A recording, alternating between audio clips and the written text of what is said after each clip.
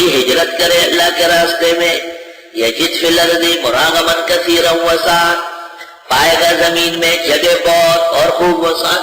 احسن المقاصد 2 ایکڑ میں، احسن الدراسات 10,000 گز میں، احسن المدارس 20 ایکڑ میں، اور نوری آباد کی جگہ اگر 7 ہو جائے تو وہ 48 ایکڑ ہے۔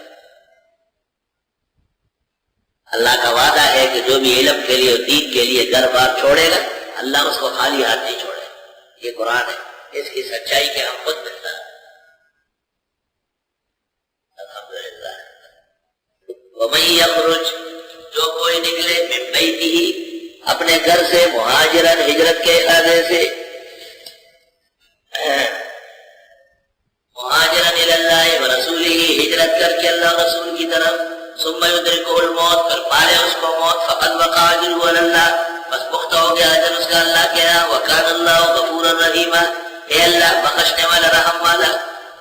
اس آیت کی شان نزول یہ ہے کہ حضرت عمرو بن قیس مستضعفین مکہ میں سے تھے، من المستضعفین من الرجال۔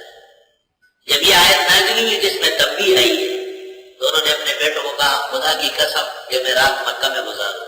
اللہ نے کہا ہے کہ میں کہوں گا کہاں کیوں نہیں نکلے، الیست ارض اللہ ولم تکن ارض اللہ واسعہ، خدا کی زمین تو بڑی بڑی تھی۔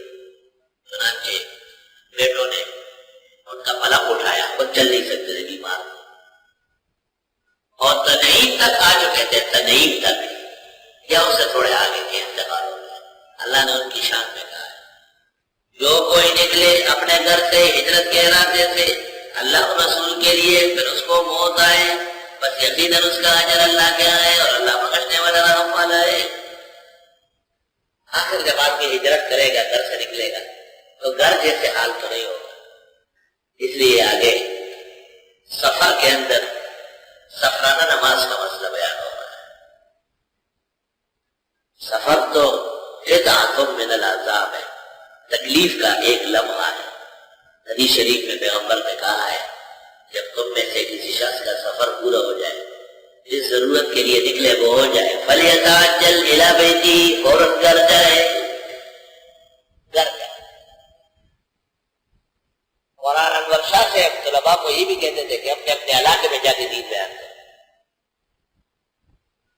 میں ابوالجان صاحب گڑھیالے کا شاہ سے روی اتنا سا کھائے لیکن اپنے وطن جائے، لا الہ الا اللہ، اتنا سا کھائے اور اپنا وطن جائے۔ یہ بالکل حقیقت ہے، وطن میں وسیع رزق نہیں ہے، تنگی ہے وہاں، لیکن دوسرے جگہوں میں سب وہ ساتھ ہے مگر امن کو کرنا ہے۔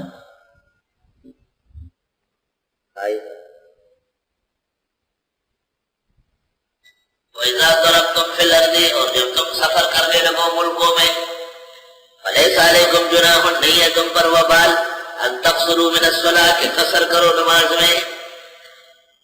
قصر صلاۃ، رباعی فرض کو آدھا کر لیتے، ظہر کے 4 فرض دو، عصر کے 4 فرض دو، عشاء کے 4 فرض دو، بقیہ نمازیں اپنی جگہ ہے، وتر ٹل، اور سنت موقت سفر میں غیر موقت ہو جاتی ہے۔ اگر تکلیف اور زحمت ہے تو نہ پڑھنا سنت ہے، اگر آرام اور راحت ہے تو پڑھنا بہتر ہے۔ والمسئلہ قد مرت مفصلۃ قبل ذلك،